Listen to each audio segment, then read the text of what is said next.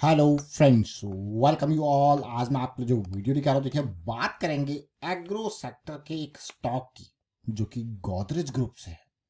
तो इस agro stock को समझने की कोशिश करेंगे। कुछ मोमेंटम के बारे में बात करेंगे, कुछ प्रोबेबिलिटी के बारे में बात करेंगे, प्राइस एक्शन को समझेंगे, रिस्क के बारे में बात करेंगे। काफ़ी इंपॉर्टेंट ये वीडियो होगा, तो काफ़ी कुछ चीज़ें सीखने को मिलेंगी। और आगे बढ़ने से पहले मैं आपको बता दूं, अगर आपने अब तक चैनल को सब्सक्राइब नहीं किया तो जल्दी से सब्सक्राइब कर लें, बेल आइकन को प्रेस कर लें, जिससे आपको नोटिफिकेशन आती रहेगी। और प्राइस एक्शन सीखने के लिए आप ज्वाइन कर सकते हो मेंबरशिप ज्वाइन बटन पर क्लिक करके। देखिए प्राइस एक्शन की सीरीज़ बहुत इंपॉर्टेंट है। हम आपको बार बार यही कहते हैं कि प्राइस एक्शन की सीरीज से कुछ सीखिए, समझिए और प्रैक्टिस जरूर कीजिए।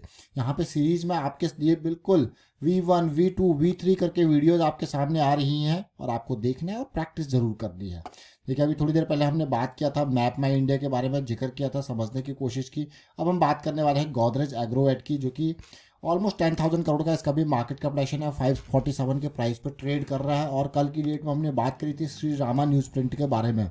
अच्छा खासा रैली यहाँ पे भी देखने को मिला। लेकिन अभी जैसे मैंने आपको कहा, हम बात करेंगे गोदरेज एग्रोवेट की। तो जरा इससे समझेंगे, सीखेंगे। उससे पहले जैसा भी हमने थोड़ी देर पहले मैप माई इंडिया के बारे में बात करी थी, तो देखिए ये इसका एक बेस, एक रिवर्सल के बारे में। और रिवर्सल से उम्मीद थी कि ये ज़बरदस्त रैली दे, और इसने बिल्कुल उसी हिसाब से आपके सामने रैली रखी, एक लो रिस्क की अपॉर्चुनिटी। और उसके बाद आप क्लियरली देख सकते हो क्या ज़बरदस्त रैली आई। तो गोदरेज एग्रोवेट के बारे में थोड़ा डिटेल में इसी तरीके से समझने की कोशिश करेंगे। आप इसके प्रॉफिट रिवेन्यू को देख सकते हो कि यार रिवेन्यू बढ़िया है, प्रॉफिटेबिलिटी है, और भी कंसिस्टेंसी। अगर मैं पिछले 10 साल का लगातार प्रॉफिट दिखाऊं तो इस कंपनी ने एक भी साल के अंदर लॉस नहीं दिया है। इस साल इसका रेवेन्यू देखो पिछले 10 साल का, उसमें भी आपको ग्रोथ देखने को मिलेगी। तो ऐसे स्टॉक्स बहुत कम होते हैं। लेकिन सबसे अच्छी बात मुझे इस स्टॉक में ये लगी, क्योंकि अभी नहीं, इससे पहले वाली जो रैली थी 500 के इर्द गिर्द, इसके बाद फिर एक बढ़िया रैली के बाद करेक्शन भी इसमें आई। देखिए ये जो पॉइंट है, ये हमारे लिए 2 पॉइंट सिस्टम होता है। हम बार बार आपको बात करते हैं 2 पॉइंट सिस्टम की, जिसमें पॉइंट नंबर 1, पॉइंट नंबर 2 हमें देखने को मिलता है। और यहाँ पे MACD में हमें देखने को मिलता है divergence, point number 1, point number 2। तो पहली अपॉर्चुनिटी तैयार हुई और उसके बाद एक करेक्शन। दूसरी एक और चीज़ देखिए, ये क्या है, आपके सामने एक हायर लो का फॉर्मेशन आपको देखने को मिल रहा है। जबकि RSI पे देखोगे, MACD पे देखोगे, तो एक काइंड ऑफ पॉजिटिव डाइवर्जेंस की सिचुएशन यहाँ पे भी देखने को मिल रही है। तो अब जो यहाँ पे तैयारी होगी वो बहुत ही कम रिस्क वाली। देखिए ये रिस्क कभी भी हो, जब एंट्री करते हैं तो रिस्क मैनेजमेंट को हमेशा ध्यान में रखते हैं। तो अगर मैं यहाँ पे एंट्री ले रहा हूँ 550 पे, तो मुझे पता है कि 480 के आसपास, 480 490 के आसपास मेरा इमीडिएट स्टॉप लॉस अवेलेबल है। उससे थोड़ा डीप 450, उससे लास्ट जो डीप है वो 400 के इर्द गिर्द है। तो ये कितना इंपॉर्टेंट है समझना। और ये प्राइस सेक्शन को अगर मैं देखूँ, तो अगर आप तसल्ली से आप भी देखो, जो हमारे पास big fall, then big jump, और उसके बाद एक बड़ी करेक्शन की जब भी हम बात करते हैं, तो उस कैटेगरी का ये स्टॉक है, जो कि एक लो रिस्क की अपॉर्चुनिटी क्या तैयार कर रहा है वो डिटेल में समझेंगे। लेकिन जब बिग फॉल आता है, उसके बाद बिग जंप आता है, और अगर आपको देखने को मिले एक बड़ी करेक्शन उसमें, तो समझ लेना अगला मूव जबरदस्त हो सकता है। There is a high probability, there is no guarantee in market. इस चीज़ को हमेशा समझें। हमेशा बात करनी है परसेंटेज, प्रोबेबिलिटी, मोमेंटम की टर्मिनोलॉजी में। देखिए जब आप प्रोबेबिलिटीज के ऊपर बात करते हो तो आप रिस्क मैनेजमेंट के साथ चलते हो, लेकिन जब आप गारंटी के बारे में बात करते हो तब आप रिस्क मैनेजमेंट भूल जाते हो। तो गारंटी जहाँ पे आ जाता है, वहाँ पे मैं कहूँगा अहंग आ जाता है, यानी कि अहंकार। जहाँ पे होता है ना कि गारंटी है, तो वहाँ अहंकार, क्योंकि वो रिस्क को भूल जाते हैं। वो रिस्क को भूल जाने, आप ये बात हमेशा याद रखें, गारंटी की जहाँ पे भी। और market is not for guarantee, it is in terms of probability, कि there is a high probability that this thing can happen. तो हमेशा इस चीज़ के बारे में जरूर बात करनी है। तो that's why the risk management come in picture. क्यों पिक्चर में आता है रिस्क मैनेजमेंट? क्यों? क्योंकि भाई हम प्रोबेबिलिटी के बारे में बात कर रहे हैं। इन केस जो मान लो 10% की प्रोबेबिलिटी फेलियर की है, तो उस 10% को भी आप सिक्योर करके चल रहे हो, प्रॉपर रिस्क मैनेजमेंट। सो ये रिस्क मैनेजमेंट का इंपॉर्टेंट पार्ट। आप देखिए ये Godrej Agrovet, again very important. Recent जो करेक्शन है, जैसा एक पॉजिटिव डाइवर्जेंस के बारे में भी हमने बात करी, तो थोड़ा और छोटे टाइम फ्रेम पे कुछ और समझने सीखने की कोशिश करते हैं। देखिए कोई भी स्टॉक रडार में आता है तो हम बारे में बात करते हैं कि वो प्राइस साइकिल के बेसिस पे आता है। P1 P2 हमें मिल गए, point number 1, point number 2।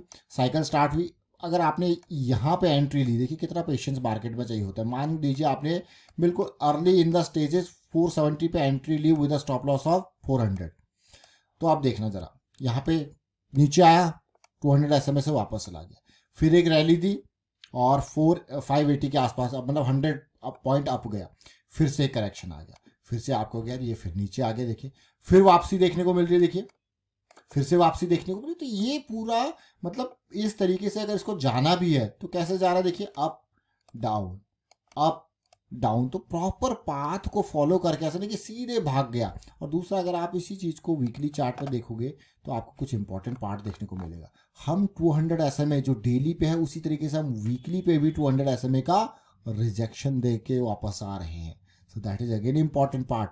Agro, Godrej agro, तो ऐसी कैटेगरी में ऐसे टाइम पे हमारे लिए अब ये स्टॉक का जो एक और इम्पॉर्टेंट पड़ाव जो बनेगा वो बनेगा ये लेवल 760 के आसपास का, जो ये लेवल है 750 के आसपास का, जो कि इस प्राइस से तो 200 पॉइंट ऊपर है। लेकिन क्योंकि ये बड़ा जंप, बड़ी फॉल के बाद बड़ा जंप आया, उसके बाद बड़ी करेक्शन आई है, तो इस बड़ी करेक्शन का जो पड़ाव है वो यहीं तक नहीं सीमित रहेगा। इसका जो पड़ाव है वो यहाँ पे फिर इंतजार करेंगे एक नई लेग का, एक नई एनर्जी का।